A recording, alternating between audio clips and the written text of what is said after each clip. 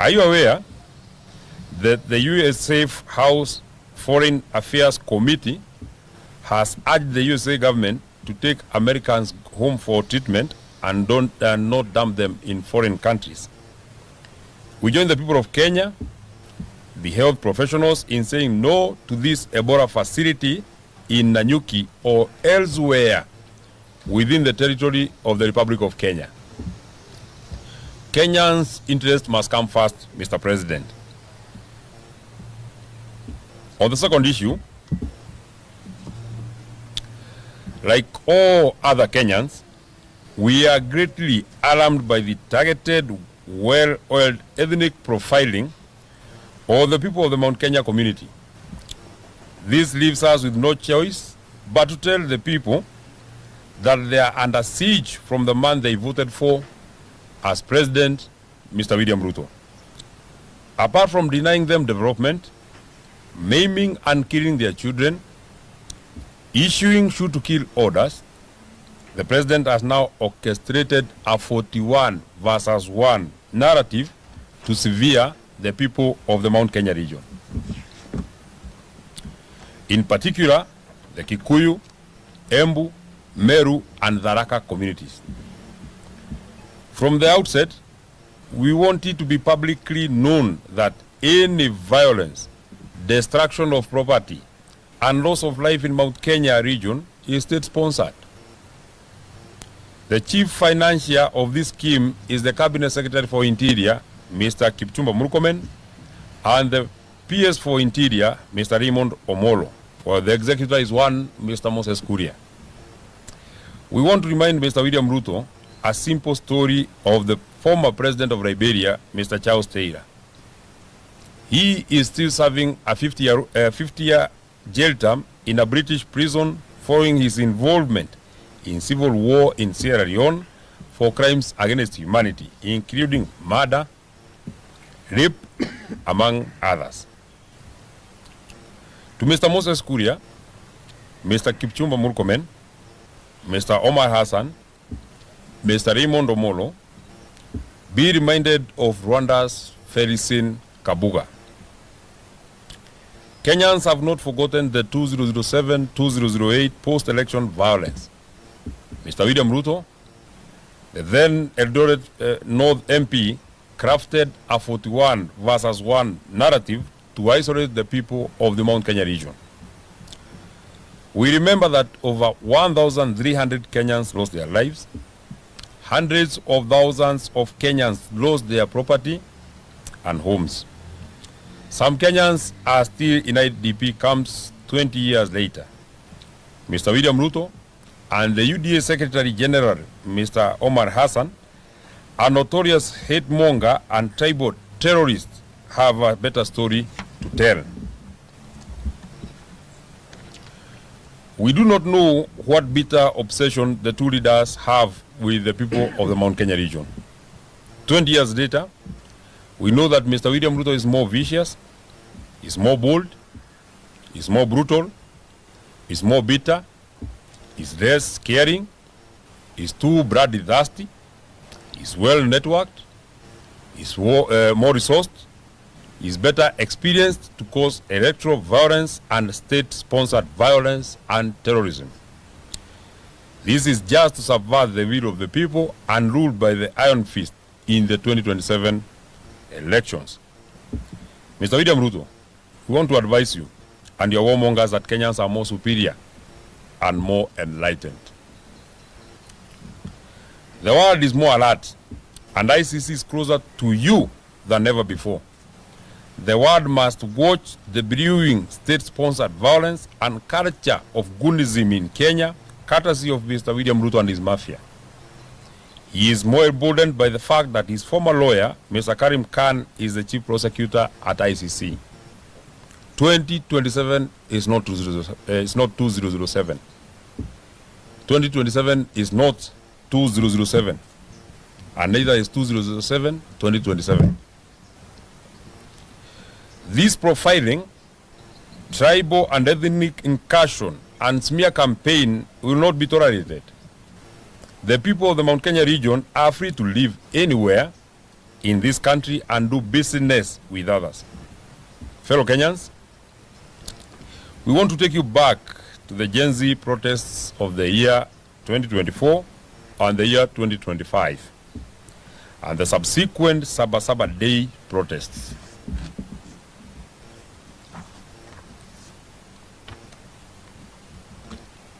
Hundreds of our young people were killed by this regime.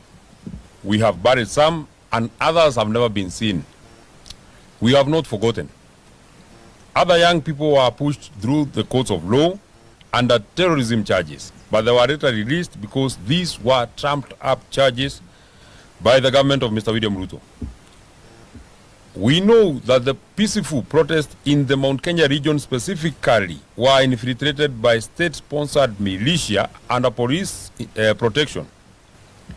These goons viciously attacked and touched national government offices in North Kalau, and at least 7 county government vehicles were touched. The identities of these goons were given to the DCI, and to date, not a single arrest has been done. However, innocent young people were apprehended and forced to record false statements to implicate the area Senator John Medhu, myself. Fortunately, these statements could not make a case when the government learned that the days before and after the mayhem, the senator was out of the country on official duty. In Kikuyu town, locals were touched and sections of the sub-county offices, vehicles and machinery were destroyed by goons well coordinated by the government to lay blames on the innocent and peaceful residents of Kikuyu town and blame it on the opposition. In Naivasha town, Power Star supermarket was petrol bombed and small businesses have never recovered. 8 trucks belonging to Kanini wholesalers were touched.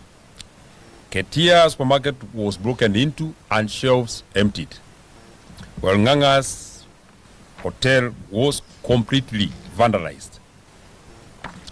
In Kabati, Kandara constituency, Muranga County, county supermarket was looted dry. The proprietor sounded an alarm 3 hours before the looting began, and not a single police officer showed up. The culprits were non-locals, guarded by police in plain clothes. In Meru town, Maguna's supermarket was torched in broad daylight to lay blame on the DCP National Organizing Secretary, the Honorable Midhika Linturi. Video clips of police officers and goons torching the supermarket went viral online.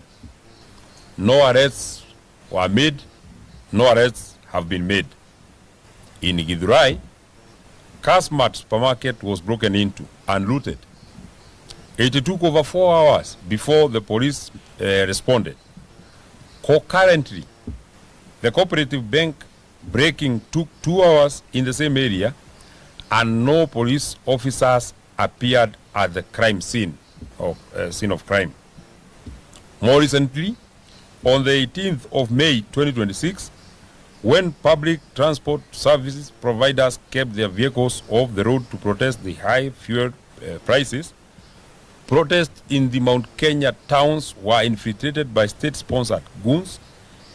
They destroyed property, blocked roads, and looted businesses. More such actions of state-sponsored violence have been meted to the people of Kajiado and Narok, specifically Kitengera and Kiserian towns. Dear Kenyans, we have given you the above selected cases to demonstrate the tribal incursion and targeted blackmail of the people of Mount Kenya. 2 weeks ago, at State House, Mombasa, Mr. William Ruto and Mr. Kithure Kindiki and UDA allied MPs of the Mount Kenya community within prompted Mr. Omar Hassan, the venomous UDA Secretary General, and Mr. Amason Kingi, the Speaker of the Senate, to a tribal offensive against the people of the Mount Kenya region. The script was well executed. They were later backed by the National Treasury Cabinet Secretary John Bandi and the Senate Majority Leader Aaron Cheruiyot.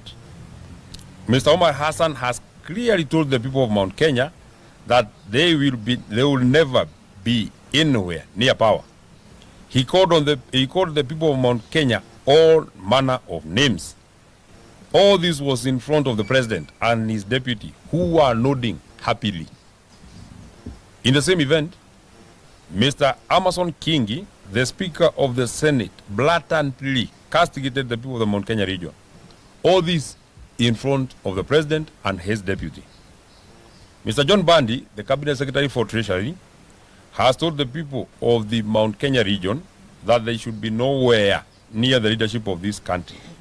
He has not been asked a single question. He is the Cabinet Secretary in charge of the National Treasury. The Lamu County Woman Member of Parliament Muthoni Marubu warned Kikuyus in Peketoni and Lamu that they would be killed if they do not vote for William Ruto in 2027.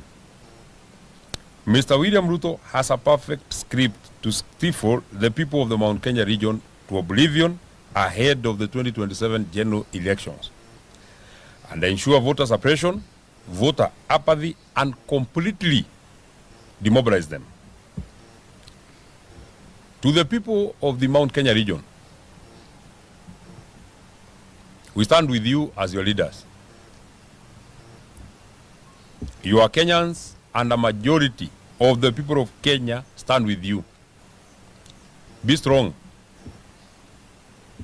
We remind you that you are still the sons and daughters of Mau Mau.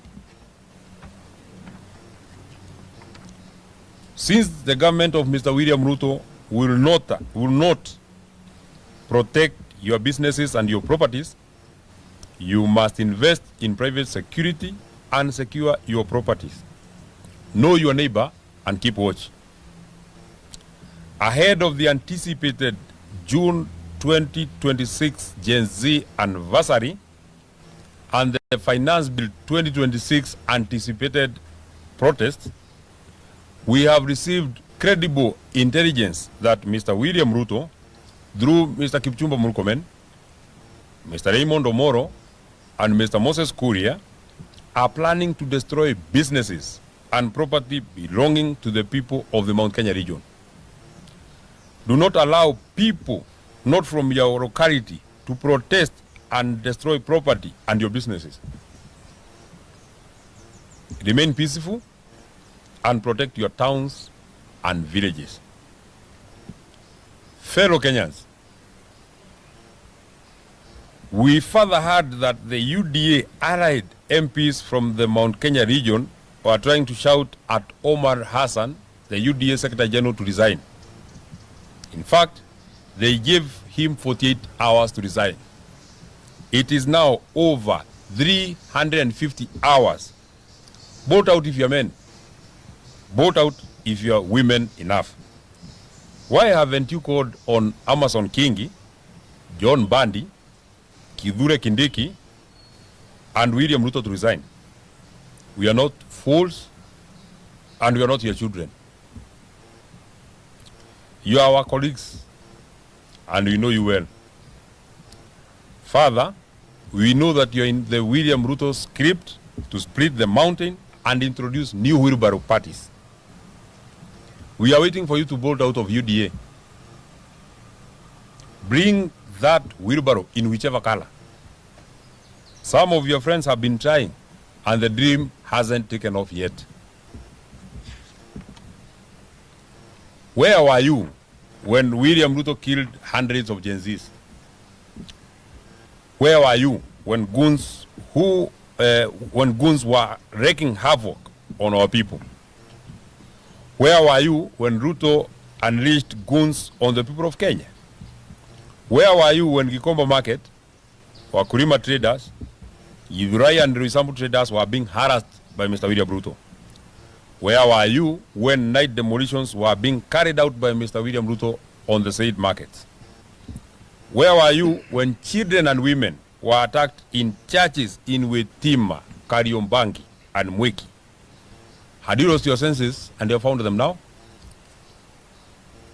Fellow Kenyans, the attacks sanctioned by Mr. William Ruto, Mr. Kipchumba Murkomen, Mr. Raymond Omolo, and executed by Mr. Moses Kuria and Mount Kenya William Ruto allied MPs are being wheeled and carried out by the foreign police officers who have attacked women and children in Wetima and Mweki churches, who have since been promoted to higher ranks. We have them in their names. We also have their service numbers. The team leader for the Nairobi Sierra Group is Mr. Major Nicholas Mwachovi.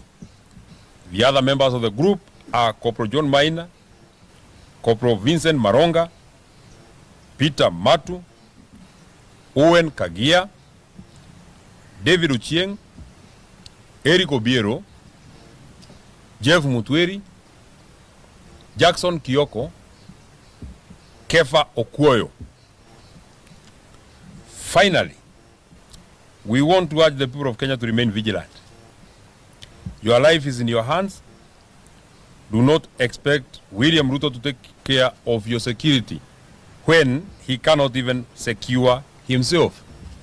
His mind is full of violence.